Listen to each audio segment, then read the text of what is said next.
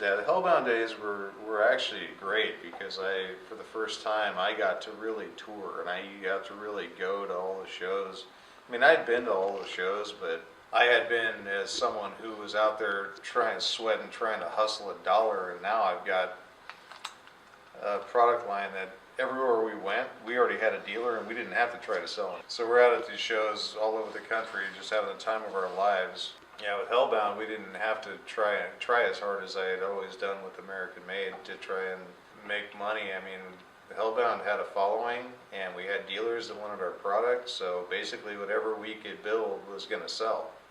Yeah, the Hellbound days were pretty cool. I mean, it was all about the wide tire bike with the big horsepower and wild paint.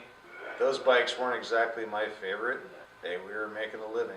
Everywhere we went, it seemed like the people loved the bikes and the dealers wanted to sell our bikes, and we didn't have to try as hard to make a living anymore. It was, for the first time, it seemed like it was all going very well. Up to that point, we'd been building parts for everyone else and really having to put the hours in and make a dollar. And Hellbound changed a lot of things. I mean, we got a lot more respect. We weren't just a parts group anymore. We actually had a complete motorcycle, and I was an actual bike builder in the eyes of the industry now, instead of just a parts designer and a parts manufacturer. And it's kind of weird. I'd been building bikes for years and years, but had never really gotten any recognition as a bike builder. And even with Hellbound, it was minimal, because I was a production bike builder.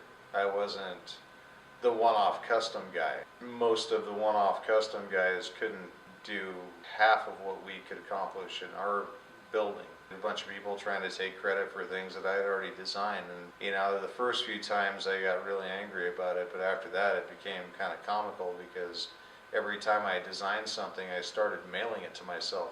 And I would make the first part, put it in a box, run it over to the post office, have them postmark it and send it to my shop. And I used to have a whole room full of boxes of parts, so that if it ever came out and somebody wanted to call bullshit on who designed that thing first, I could go get my box out. I could show everyone in the room the postmark and rip that fucker open and tell them to stick it in their ass. And I did it on more than one occasion.